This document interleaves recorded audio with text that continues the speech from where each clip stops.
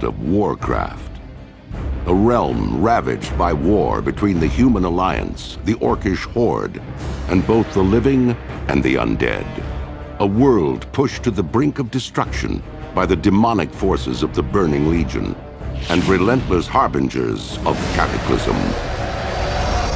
Yet, even in the darkest hours, hope has shined in the hearts of Azeroth's legendary champions.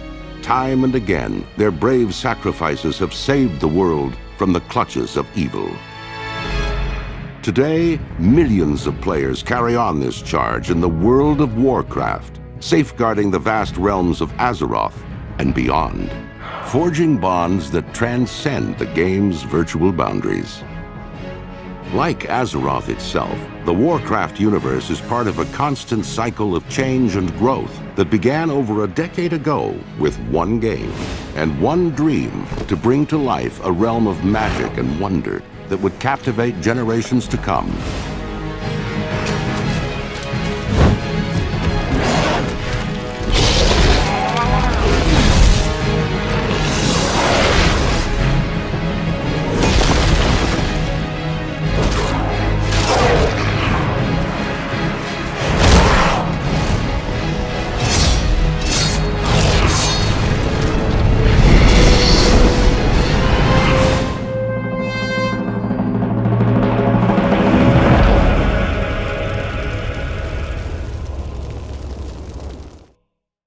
The foundation of the Warcraft universe was set when Blizzard Entertainment invited players to Azeroth for the first time with Warcraft: Orcs and Humans in November 1994.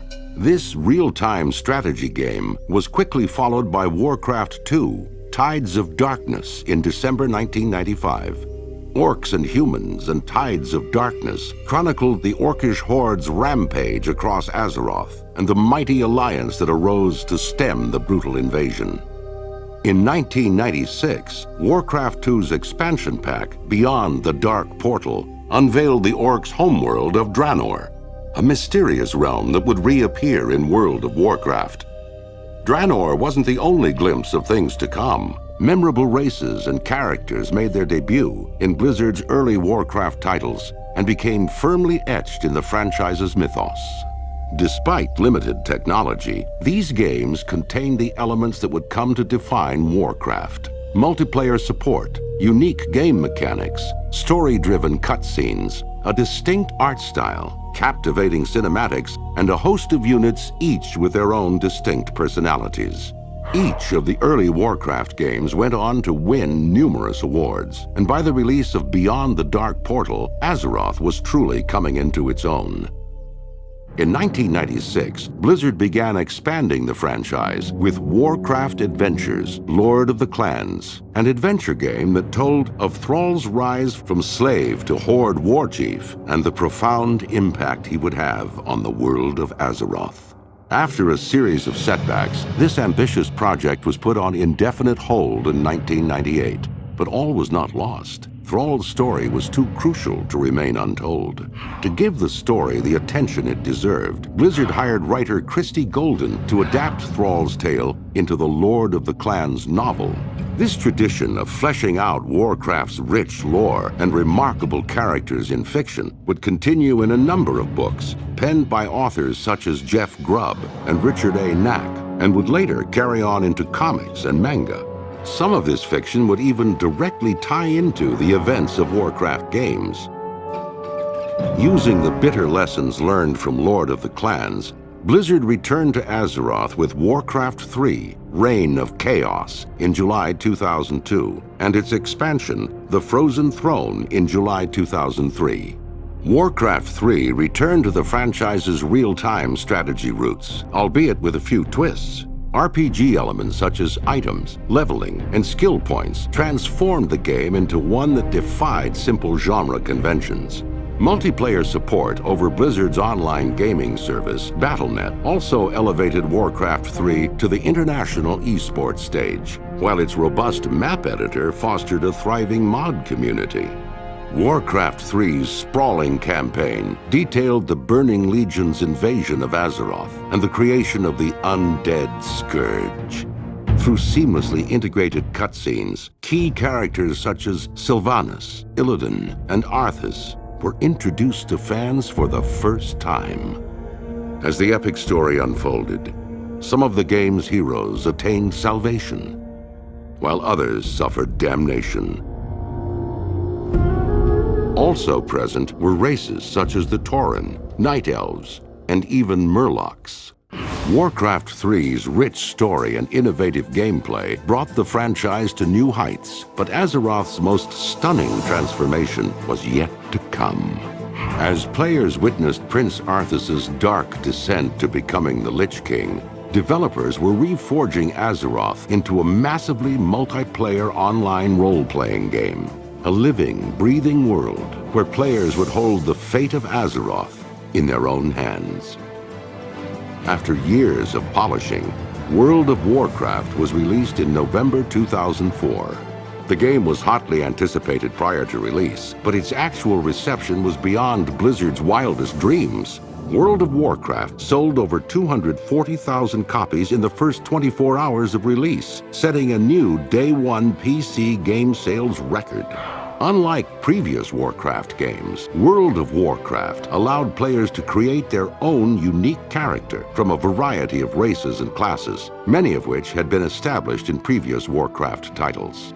As players formed guilds, quested with friends, and progressed through World of Warcraft's 60 levels, a flood of free content patches expanded Azeroth even more. Some of these patches unveiled new dungeons, like the ancient caverns of Meridon and the tainted corridors of Dire Maul.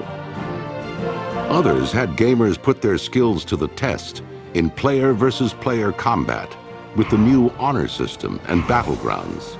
Yet this new content wasn't always focused on combat. A number of patches introduced entertaining world events like Darkmoon Faire and Hallow's End. Each patch built upon the last, improving graphics, balancing gameplay, and adding even more complex dungeons for players who had climbed their way to level 60. Patches 1.9 and 1.11, however, would set a new precedent for what could be done in the game. In the gates of Ahn'Qiraj, entire servers worked together through a series of quests and events that culminated in the opening of Ahn'Qiraj, a mysterious city harboring an evil from Azeroth's distant past. In the Shadow of the Necropolis patch, a global scourge invasion heralded the coming of Naxxramas, a floating fortress where adventurers would face some of the Lich King's most terrifying minions.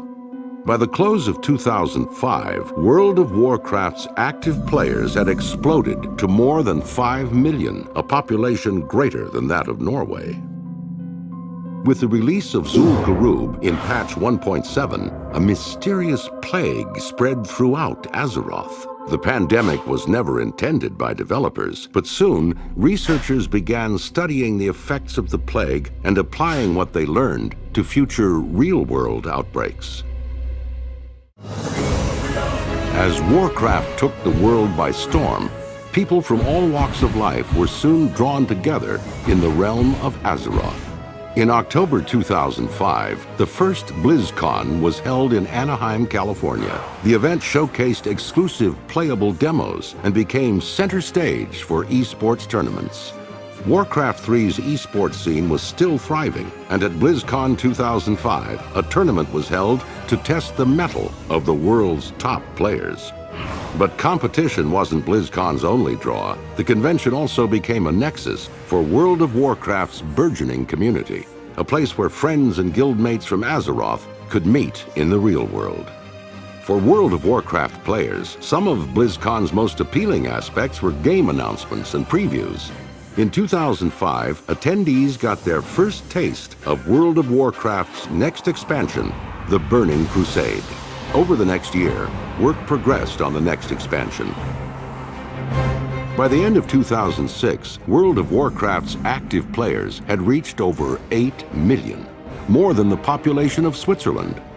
Shortly after achieving this milestone, The Burning Crusade was released in January 2007. Nearly 2.4 million copies were sold in the first 24 hours, setting a new day-one PC game sales record and surpassing World of Warcraft's original sales figures. Can't wait to play it. With Burning Crusade, the shattered world of Outland that was introduced in Beyond the Dark Portal was opened to players. Along with the stunning new areas of this strange world, flying mounts, new battlegrounds, complex boss encounters, and a new level cap of 70 were introduced.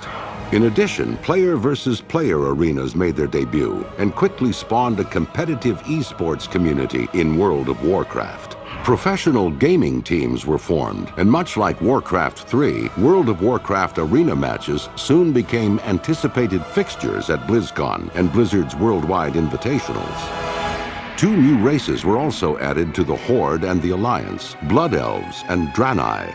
Each race had their own distinct lore. The Burning Crusade's main villain was Illidan, a wayward night elf whose thirst for power would present players with their greatest challenge yet. You are not prepared! Carrying on World of Warcraft's tradition of an ever-expanding world, Illidan's final stand was released in the Black Temple patch.